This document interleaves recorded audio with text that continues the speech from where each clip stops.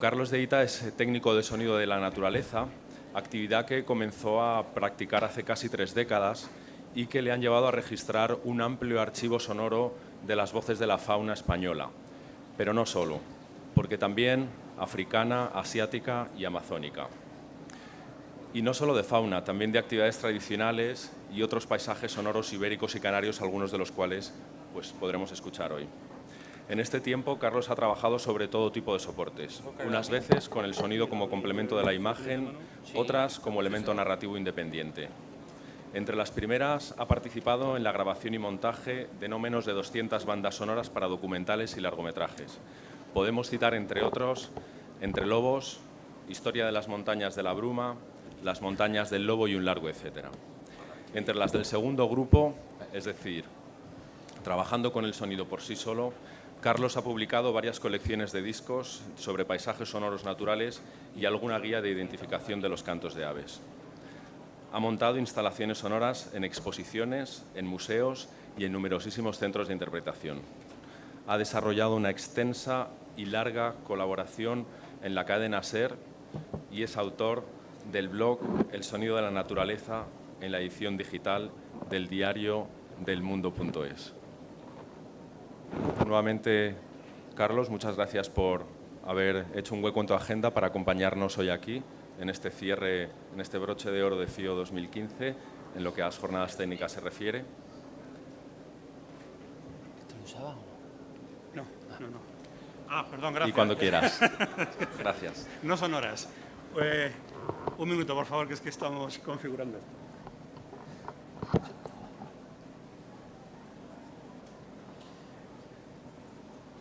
Gracias por estar aquí y por haberme invitado a hablar un poco de los paisajes sonoros extremeños. ¿Oigo un ruido raro? Ah, no, ya, esa parte. Bueno, esto en realidad, esta mañana, no, pero oigo como que hay mucha S por ahí, ¿no? Sí, y sí, ese estoy yo, ¿no? No es... No, este ruido que hay aquí nos aproxima bastante a las condiciones reales de trabajo, porque uno de los principales problemas que tenemos los que grabamos sonido en plena naturaleza, pues es el ruido ambiente, es el tráfico, son los aviones, son las voces. Entonces, nuestra principal preocupación es grabar intentando eliminar esas molestias y aquí las tenemos, o sea que estamos como muy en el medio natural, ¿no? En realidad. Bueno, yo antes de nada quería hacer una cosa.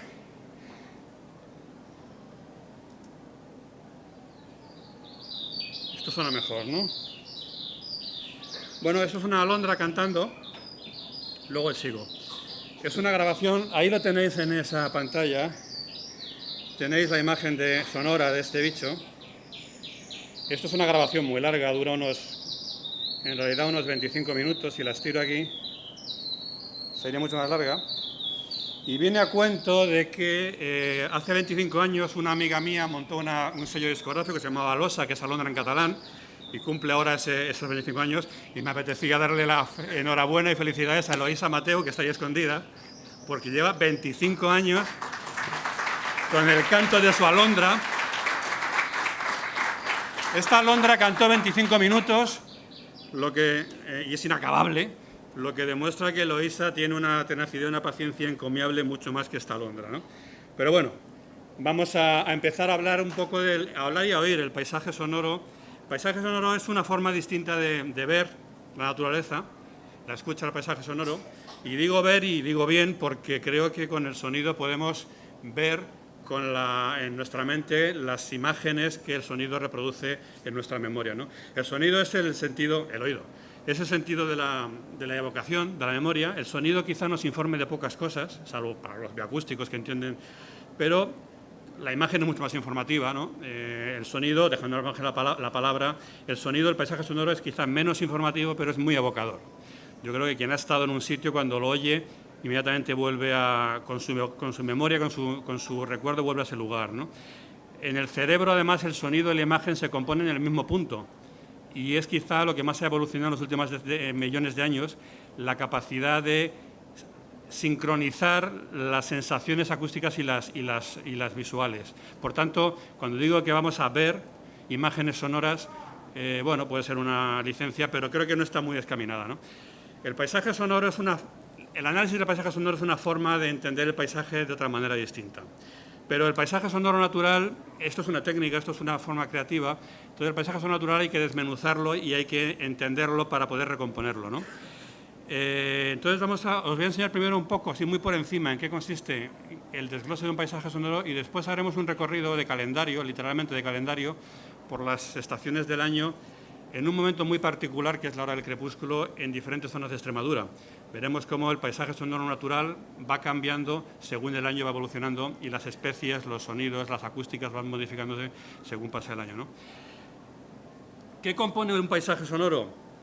Pues 3 cosas, básicamente. Un escenario, el medio físico, unos solistas, las especies que están ahí interviniendo, y una acústica. Y la acústica puede ser de muchas maneras según muchos factores ambientales, la temperatura, la humedad, la orogenia y demás, ¿no? Pero, por ejemplo, a ver si lo encuentro. Cuando componemos un paisaje sonoro, tenemos que utilizar los ingredientes por separado. Un montaje de un paisaje sonoro sería aproximadamente esto. Cada una de estas casillas es un sonido y todo ello junto forma una especie de montaje más parecido quizá a la banda sonora de una película. Lo que hacemos nosotros no es cine, pero se le parece mucho porque si utilizamos las técnicas de montaje del cine, es decir, cambiamos la posición, el tempo, la velocidad. No es música, ni mucho menos. Yo soy la persona menos dotada que conozco para la música, pero sí que utilizo algunas de las claves de la composición musical, como es la polifonía, es decir, sumar varios sonidos, el tempo, la velocidad. Es decir, todo eso en función de una idea. La idea es reproducir la realidad. La realidad para mí es lo que yo recuerdo haber oído. Si yo he estado en un sitio y he oído durante 2 horas una serie de cosas, cuando grabo, cuando monto, intento reproducir la sensación que me produjo aquello. Aquello está en el campo, no cabe aquí dentro. Pero sí que esa sensación, ¿no? ¿Qué compone un paisaje sonoro? Muy deprisa. El medio físico, os decía, el escenario. A ver. Perdonadme. Por ejemplo, el viento soplando en la roca.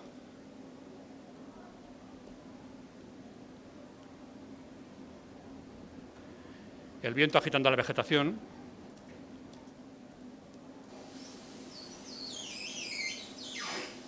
Las ramas de un árbol que parece un bosque de miedo.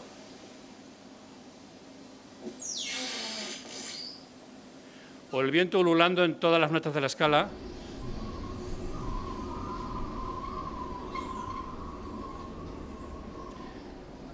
Arrancando el sonido a diferentes postes, cuerdas, árboles. El segundo gran elemento del paisaje sonoro puede ser el agua, y el agua tiene todas las voces del mundo. Vamos a escuchar unas pocas cómo va creciendo desde un arroyo, un agua un poquito más grande ahora, un regato de montaña,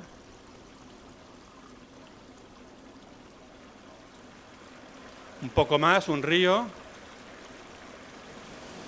y acabamos en una gran cascada. Esto, por cierto, lo hice a Aigüestortes. El agua tiene otra voz muy sutil, como por ejemplo el sonido del agua en la lluvia, golpeando las hojas de los árboles. Pero si pensamos que no hay nada más sutil que el sonido de la nieve, un copo de nieve no suena a nada, pero muchos copos de nieve cayendo de repente desde los árboles puede sonar a esto. No sé si lo oís con todo el ruido que hay, pero hay veces cuando se precipitan las masas de nieve de los árboles, el bosque es un tambor.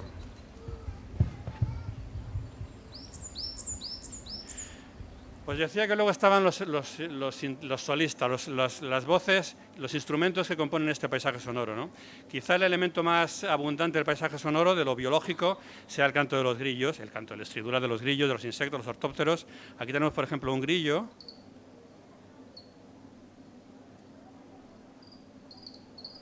Dos grillos, 3 grillos, un alacrán cebollero, con las alas frías o los helitos fríos, y todos ellos juntos, como la nieve, componen el fondo continuo estridente de la noche.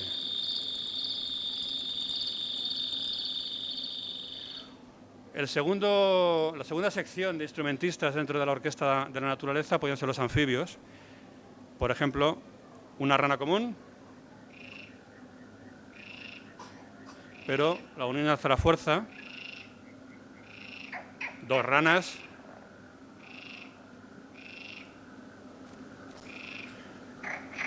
Una rana y un sapo partero.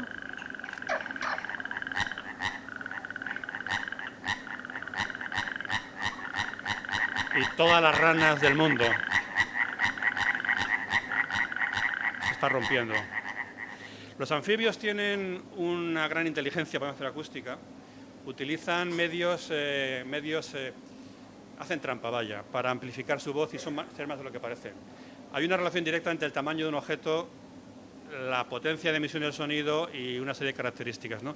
Un anfibio es un animal muy pequeño, pero necesita amplificar su voz, hacer que resuene más y ser escuchado a más distancia. Por tanto, los anfibios tienen casi todos, esos sacos, esa especie como de globos que se hinchan, que retumban, resuenan, vibran y propagan su sonido más lejos de lo que les cabría esperar de la potencia de su voz. Es como si yo utilizara un altavoz, un megáfono, ¿no? Eso además les permite cantar en circuito cerrado y cantar debajo del agua, emitir sonido bajo el agua, porque no tienen que exhalar el aire y aspirarlo, sino que pueden hacerlo bajo el agua. Es un truco, es una trampa, es una ventaja adaptativa. Fijaros, si esto es una rana, una rita de San Antón, cantando con ese amplificador, con ese resonador. Si a un anfibio le quitamos el resonador, se nos convierte en esto.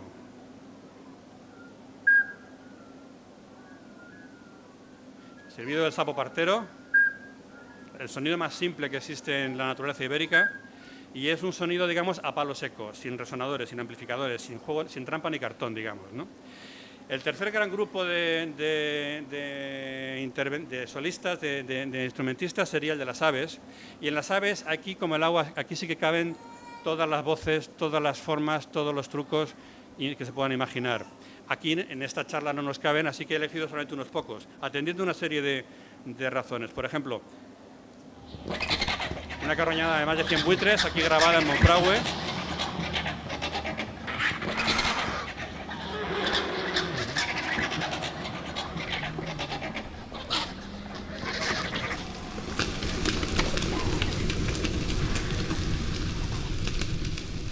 Todos ellos, esos 100 buitres, 200 pares de alas,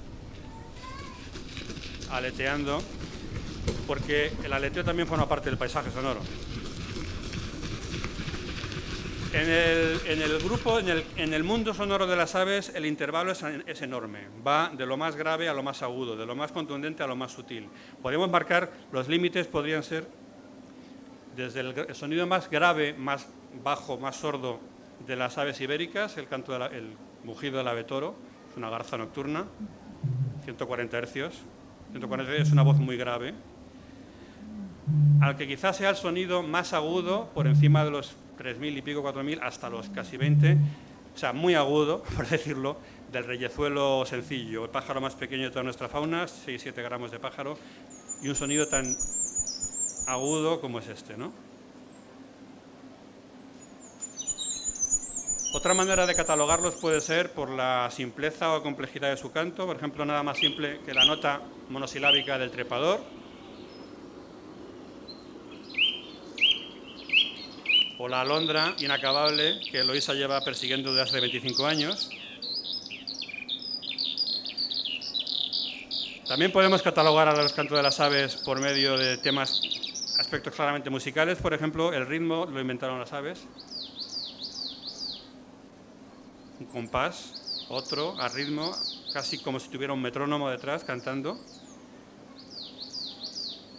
La bubilla también es bastante rítmica y repetitiva. Y aburrida, así horas y horas y horas. Un detalle muy curioso en el canto de las aves es la afinación armónica. ¿Qué es la afinación? Todos entendemos lo que es un instrumento desafinado, ¿no? La afinación armónica es la consecuencia de una serie de procesos sonoros que nunca es casual. La afinación hay que buscarla, hay que conseguirla. Yo no tengo la voz afinada, un cantante sí la tiene afinada. Una coruja capirotada a veces la tiene. Es una cualidad del sonido que hace que suene agradable. Es muy difícil de definir, podríamos hablar en términos acústicos, pero no es casual. Como no es casual que un mirlo cante con voz afinada,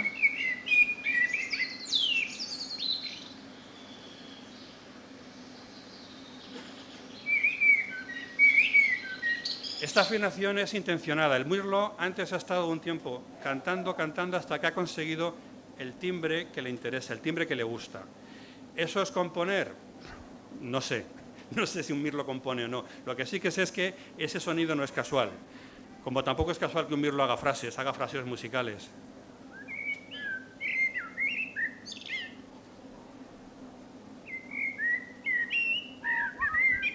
Esto es un intervalo de tercera.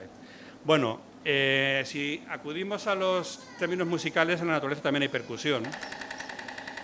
Animales, aves que en vez de cantar con la voz cantan con los picos, en la cigüeña en este caso.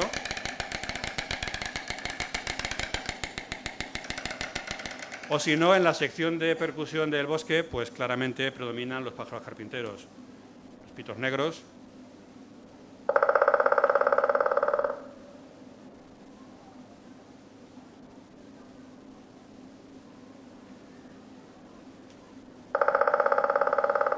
O los picapinos buscando diferentes sonoridades según la sequedad, la dureza, la textura del tronco.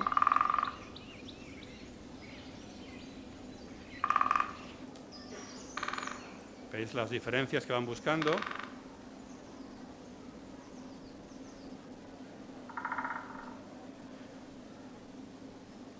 Bueno, muy deprisa, que no tenemos tiempo. El último grupo serían los mamíferos, y los mamíferos, como las aves, el intervalo es amplísimo. Los mamíferos en general no forman parte del paisaje sonoro, salvo el ruido que hacemos nosotros, que es bastante invasivo. Pero el intervalo es todavía mayor. Podemos ir desde los ultrasonidos, bueno, desde la parte audible del ultrasonido de los murciélagos. ¿Habrá gente que esto ni lo oiga? ¿Hay gente que no lo oye? Es tan fino, tan agudo, que quien tenga el oído un poco duro, un poco gastado, un poco viejo, posiblemente ni lo oiga. Es la parte, digamos, lo que queda por debajo del ultrasonido del murciélago, una cosa. Esto está grabado en la portilla del Tietar, que es un elemento muy característico de estas noches. A ver si lo oís ahora. Un alfilerazo en el oído, muy sutil, como un pinchazo en el oído, ¿no? Esa es la parte audible, lo que nosotros oímos de todo el espectro de los murciélagos. Estos son tadaridas. Pero cuando los mamíferos deciden intervenir en el paisaje sonoro, lo hacen a conciencia. Este es un corzo ladrando en las villuercas.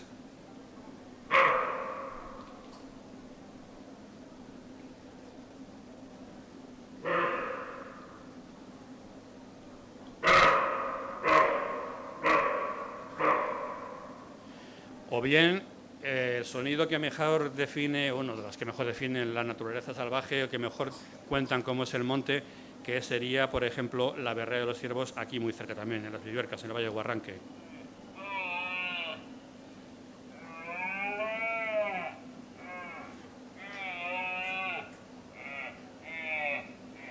Y por aquí hay gente que vive muy cerca de este bicho, por cierto.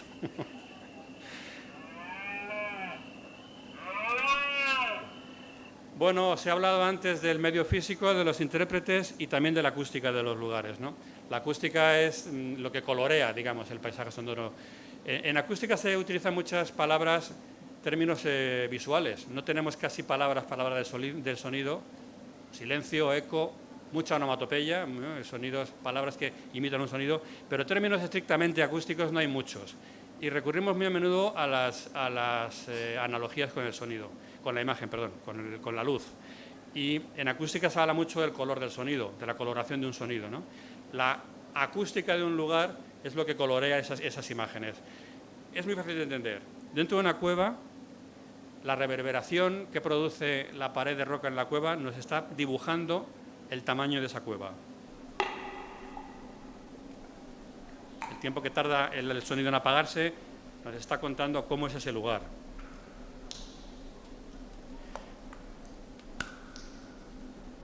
Cuando oímos una chova piquirroja Chova son onomatopeyas, imita la palabra chova, imita el sonido de la chova, la voz de la chova, ¿no?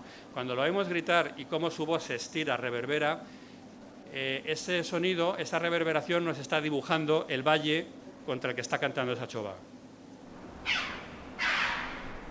Todo eso que se estira lo pone la tierra, lo pone el valle. El eco de este silbido de un autillo, justo un instante después,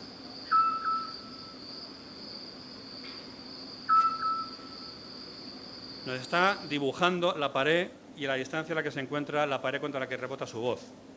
Y cuando una tormenta estalla en el cielo, el rayo no es más que una exhalación, pero la tormenta, todo lo que viene después,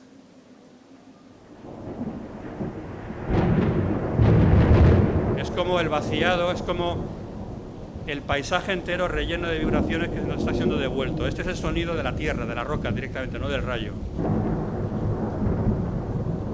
Esta grabación dura más de 1 minuto y medio y es el sonido de un rayo, un trueno que cae en el refugio de Góriz, en el cañón de Ordesa, en el Pirineo, y todo esto que suena es el cañón de Ordesa. No es el trueno, esto es la piedra lo que está sonando ahí. Decía Ramón Gómez de la Serna en sus greguerías, tiene dos muy buenas para referirse al trueno. Una es, el trueno es el sonido de un baúl en las escaleras del cielo, ¿no? Y es verdad, cuando se te cae un baúl en las escaleras suena así. O decía, trueno, si el rayo ya ha caído, el aviso del trueno sobraba, ¿no? Todo eso viene después del trueno, es lo que pasa después. Bueno, estos son algunos de los ingredientes del paisaje sonoro. Hay muchísimos más, ¿no? Os decía antes que el paisaje sonoro, tal y como yo lo concibo, es una banda sonora, es un montaje, es una secuencia completamente subjetiva, ¿no? Yo llego a un lugar, lo escucho, lo grabo, identifico los ingredientes, los elementos sonoros que me lo definen, los grabo por separado y después hago una composición. Igual que un montaje sonoro cinematográfico. Un cámara de cine puede rodar 18 planos de un lugar, en plano general, plano medio, plano corto, y después lo monta, elige los planos que quiere y nos cuenta una historia. Yo hago lo mismo, yo hago narraciones sonoras. Cojo los ingredientes de un lugar que previamente he analizado y he desmenuzado y lo reintegro al ritmo que yo quiero darle, con la intención que yo quiero darle. Si es para una película, pues me puede interesar crear tensión, utilizar una serie de sonidos, generar sensación de calor entre el oyente, entre el espectador. En fin, se pueden manejar muchos ingredientes, muchas intenciones narrativas con un montaje sonoro. Esto se parece más a un montaje de película, y lo decía antes, o a una composición musical, que a una colección de fotografías. Yo soy más un operador de cine que un fotógrafo, aunque un poco de todo va ahí, ¿no? Bien, esto es un calendario, os lo voy a ir comentando mientras va sonando, un calendario sonoro de una serie de paisajes sonoros extremeños a lo largo de los 12 meses, pero he elegido un momento muy especial del día, donde francamente creo que ni los sonidistas no tenemos competencia con los fotógrafos, ¿no? Es la hora del crepúsculo, lo que se llama el lubricán. El lubricán es esa hora en la que tú ves un bicho y no sabes si es un lobo o un perro, en el que, por decirlo de una forma un poco más florida, la sombra y la forma se confunden. Es una hora en la que el campo empieza a estar frío y húmedo, y eso es muy bueno para la acústica, en el que se produce el cambio de guardia de los sonidos de las voces del día, los animales diurnos se mezclan con los nocturnos, los últimos del día con los primeros de la noche. Y es una hora en la que nosotros, los sonidistas, tenemos todas las ventajas del mundo, podemos trabajar perfectamente, mientras que nuestros colegas, los cámaras, pues tienen que irse a descansar, ¿no? Os voy a ir comentando según va pasando la secuencia, no es muy larga, dura 10 minutos, 10 y pico, así que no os impacientéis si no queréis. ¿Podríamos atenuar las luces, por cierto? ¿O es demasiado tarde? Lo digo porque es que la escucha siempre es mejor cuando tienes poca luz y poco en lo que distraerte.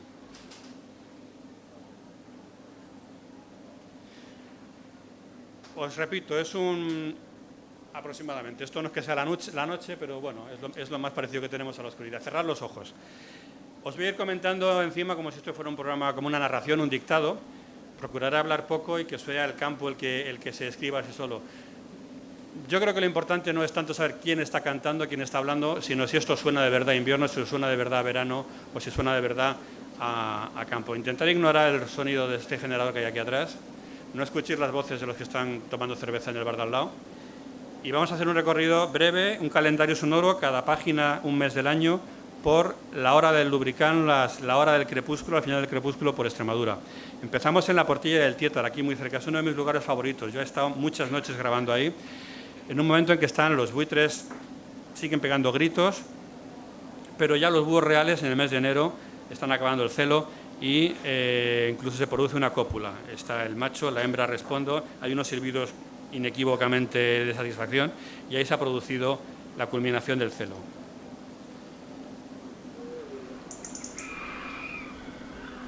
Voy a tener que subir un poco.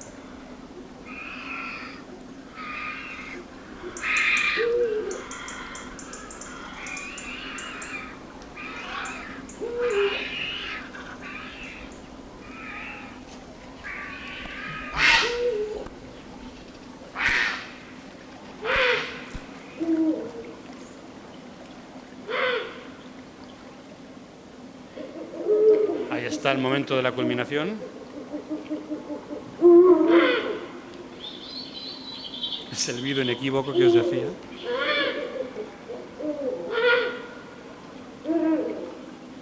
Al fondo se oye muy lejos un grupo de unas grullas en un dormidero en el Tietar, en las arenas del Tietar.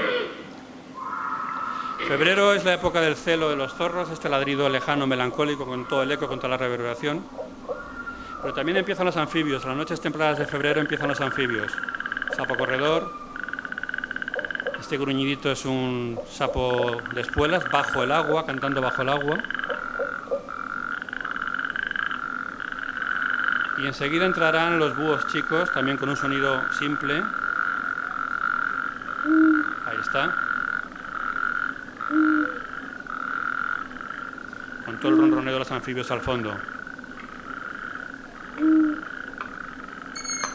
Los pollos del búho y la hembra palmeteando con las alas, como aplaudiendo.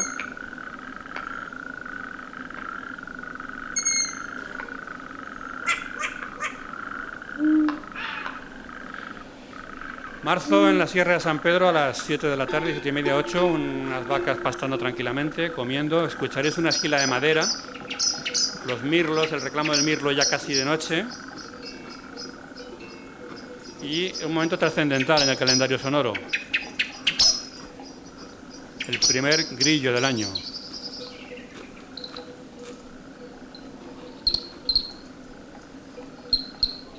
Tras el primero, el segundo. Lo hemos oído hace un rato en un desglose.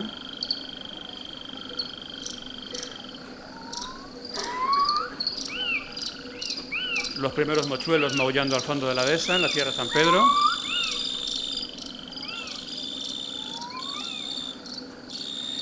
Y la escenografía, en la noche se va templando, la estación avanza, esto es casi ahora, dentro de unos días. Y todo es el preámbulo para otro de los acontecimientos del calendario sonoro natural, el mes de abril. En abril cada día llega una especie nueva, un instrumento nuevo al paisaje sonoro, y en abril los anfibios como fondo y el canto del primer ruiseñor.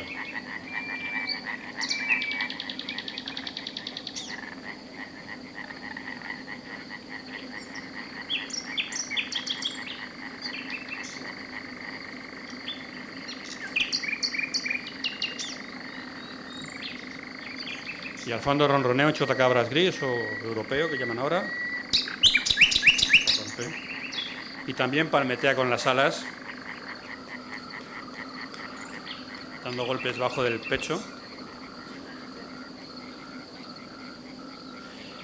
Al crepúsculo en mayo saltamos a las dehesas de Olivenza, al sur de Olivenza, en la frontera con Portugal. Y en mayo ya han llegado las codornices. Se dice aquí, no sé, en Castilla, que la codorniz anuncia la buena cosecha, porque cantan en los trigales, y anuncia que va a haber buen panay.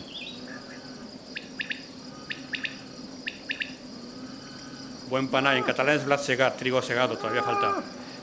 Ahí mugen los toros de la ganadería de Alipio, no sé qué tabernero. Bueno. El primer alcaraván también rellenando el fondo de la noche, un sonido claramente primaveral de la noche.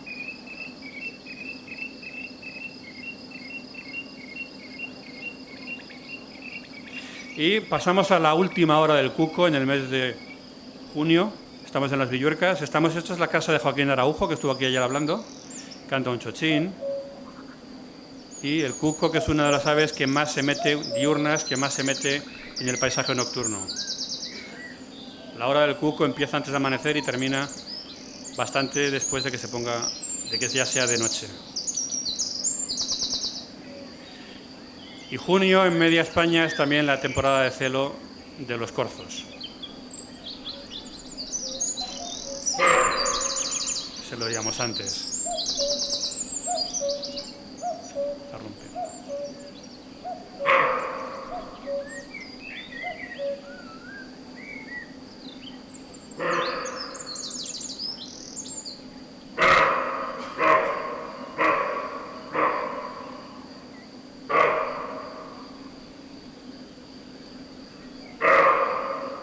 Y escuchamos el eco, la reverberación del corzo ladrando contra una pared de cuarcita. Seguimos en las Villuercas, seguimos en la casa de Joaquín Araujo. ¿Quién está regando con el aspersor? La hora está a media luz. Los anfibios se van activando en una charca de donde coge el agua y ahí está ya el primer autillo que escuchamos este año, el silbido del autillo.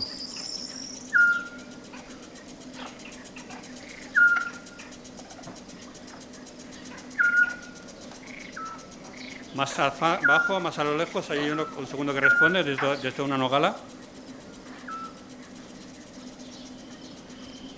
Agosto es una época de silencio prácticamente, hay mucho insecto, mucho grillo, muchos saltamontes, viento sacudiendo las copas y en este caso una piara de jabalíes que viene envuelta en sus gruñidos.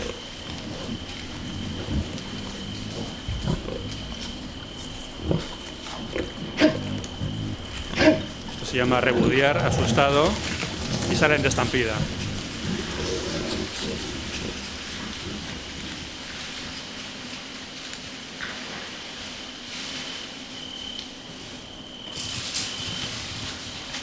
Pero a la noche ya se ha empobrecido mucho, muchas especies nocturnas ya se han ido, han acabado de criar, ya no están aquí, o están calladas, pero se está gestando el gran acontecimiento.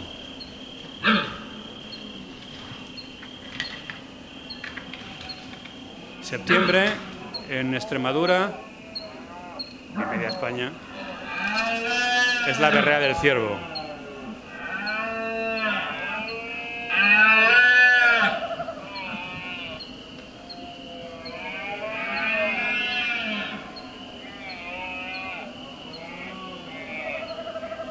Ahí escuchamos un cárabo al fondo, un cárabo en paso, haciendo lo que llaman el canto de ocarina. Terminada la berrea, los cárabos, los jóvenes del año ya se han emancipado hace tiempo, deambulan por los bosques y es muy frecuente escuchar auténticos duelos de voces entre diferentes cárabos, adultos, jóvenes, recién llegados, y se producen efímeras pero grandes peleas de ululatos en las noches. Estos son los bosques de Piñares de la Vera.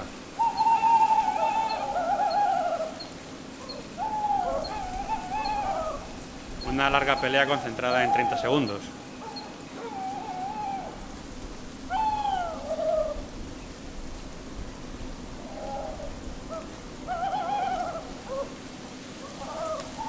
En noviembre, en las dehesas, en los montes en Extremadura, se producen las concentraciones de palomas, torcaces, y decenas de miles de palomas volando a la vez emiten un soplo, un siseo difuso que ocuparía todo el espacio. Pero ya el tiempo empieza a cambiar, ya va peor, llega la mala estación, llegan las aves frías, que son toda especie de presagio en su nombre, el ave fría. Las aves acuáticas están ya en su salsa y se está preparando el gran momento del gran sonido del invierno en Extremadura. Oímos cormoranes y en el embalse de Talaván, al caer la noche, no muchas, pero con unas pocas basta para montar este estruendo, las grullas acuden al dormidero.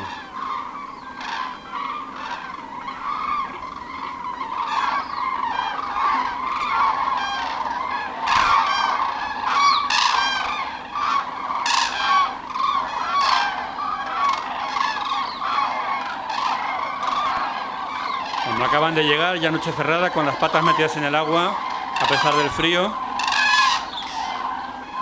Se establece una cierta calma en el dormidero. Escuchamos a los adultos y los silbidos de los pollos, de los jóvenes del año pasado, bueno, de la primavera pasada.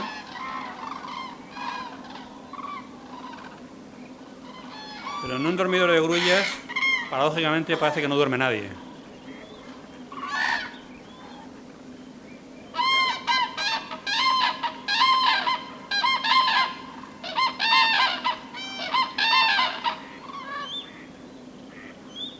De vez en cuando, sí, parece que hay un poco de calma.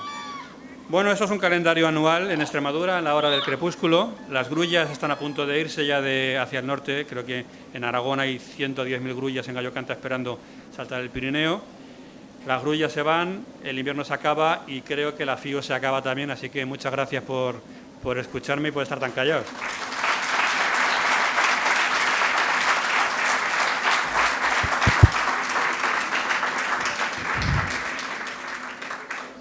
Muchas gracias, Carlos. Gracias.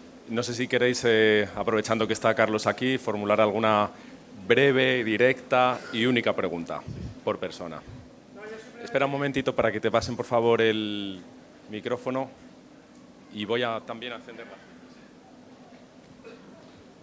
Pues nada, que quería darle gracias a Carlos. Yo soy un seguidor de Twitter, a veces nos hemos tuiteado. Y bueno, que sí, estos sonidos están muy bien, muchas gracias por esto, pero mira, yo aquí en Extremadura, yo soy del norte de Castilla y León, de Burgos, yo aquí en Extremadura, de verdad, uno de los sonidos que me machaconea todo el tiempo es el sonido de los disparos. Desde octubre hasta marzo y al atardecer incluso, en esta hora crepuscular, ¡porpar! ¡porpar! ¡porpar! ¡porpar! Es que es constante. En Castilla y León no pasa tanto, pero aquí es constante. Aquí hay caza de todo, se caza al zorzal, yo vivo en al mirlo, Segovia todo. y viajo por Castilla y León y te aseguro que pasa lo mismo. Bueno, Pero bueno. no sé, que digo que a ver cuándo se impone el turismo ornitológico al turismo de caza. Pero No, vamos, que es constante, bueno, constante. sí. Tú Gracias. fíjate, si te vas ahora a la Portilla del Tietar, aquí a la entrada de Monfragüe, a mí hay una señal que me maravilla, que es un espacio que invita al silencio, claramente, ¿no? Es un sitio, es un gran escenario natural, un cortado como la acústica de una catedral. Y hay una señal muy gorda que dice, prohibido tocar el claxon. Es una bocina así antigua con una... Si hay que avisar que en ese sitio no toquen la bocina, ya me contarás tú, ¿no? De cómo está el paisaje sonoro en este país. Pero bueno, sí, ya te he visto tu tuit. En realidad, decía al principio que nuestro principal problema al grabar no es tanto grabar bien como evitar los ruidos indeseados. Los tiros son uno de esos ruidos indeseados, según lo que busques, ¿no? Es uno de esos ruidos que yo procuro evitar. Pero tampoco es tan dramático. Se caza 3 días a la semana y durante unos meses. De noche no se cazan. Si oyes un tiro de noche es que es un furtivo, ¿no?